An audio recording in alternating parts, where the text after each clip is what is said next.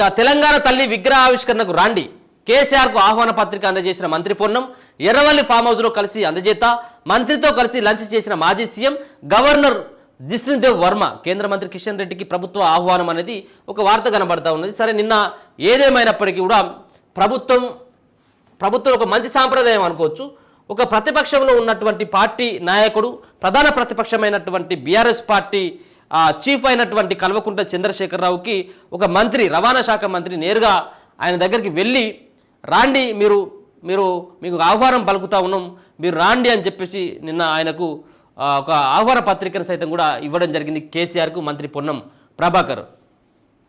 తెలంగాణ తల్లి విగ్రహావిష్కరణ, ప్రజాపాలన ఏడాది వేడుకలకు రావాలని మాజీ సీఎం ప్రతిపక్ష నేత కేసీఆర్ను రాష్ట్ర ప్రభుత్వం ఆహ్వానించింది. ఈ మేరకు శనివారం ఎర్రవెల్లి ఫామ్ హౌస్లో కేసీఆర్ను మంత్రి పొన్నం ప్రభాకర్ కలిశారు. పొన్నం ప్రభాకర్కు రాజ్యసభ మాజీ సభ్యుడు సంతోష్, మాజీ ఎమ్మెల్యే జీవన్ రెడ్డి స్వాగతం పలికారు. అనంతరం కేసీఆర్కు పొన్నం ప్రభాకర్ ఆహ్వాన పత్రిక అందజేశారు.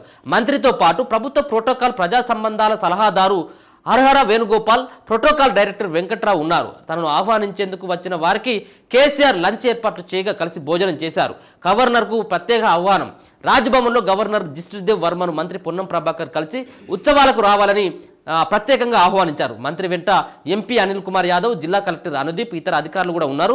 అలాగే దిల్కుష్ గెస్ట్ హౌస్లో కేంద్ర మంత్రి కిషన్ రెడ్డిని కూడా మంత్రి పొన్నం ప్రభాకర్ కలిశారు. తెలంగాణ తల్లి విగ్రహావిష్కరణ, ప్రజాపాలన విజయోత్సవాల కార్యక్రమానికి హాజరు కావాలని ఇందుకు సంబంధించిన ఫోటోలను ఎక్స్ ట్విట్టర్ వేదికగా వాళ్ళు షేర్ చేయడం జరిగింది. సరే, ఏది ఉన్నప్పటికీ కూడా ఒక మంచి సాంప్రదాయం. మరి కేసీఆర్ను ఇరికించాలన్నటువంటి ఉద్దేశమా, లేకపోతే నిజంగా కేసీఆర్ మీద ఉన్నటువంటి ప్రేమనా? ఇప్పుడు ఒక పక్కనేమో బీఆర్ఎస్ పార్టీ వీళ్ళు సంబరాలు చేసుకుంటూ ఉంటే అధికార పక్షం పైన విమర్శలు చేస్తూ ఉన్నది. మరీ ముఖ్యంగా తెలంగాణ తల్లి విగ్రహావిష్కరణ ఏదైతే ఉందో, తెలంగాణ తల్లి విగ్రహాన్ని ఏ విధంగా ఆ రూపురేఖలు మార్చినటువంటి సంఘటన ఏదైతే ఉందో, దీనిపైన వాళ్ళు గుస్సా అవుతూ ఉన్నారు బీఆర్ఎస్ పార్టీ.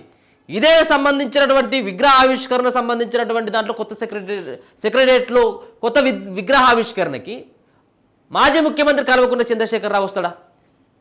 అది ఎవరైనా కానీ, ఏ చిన్నపిల్లాన్ని అడిగినా కానీ చెప్తారు దాన్ని. ఎందుకంటే వాళ్ళ కూతురు రూపం చూసుకున్నాడు దాంట్లో, అంతేం లేదు.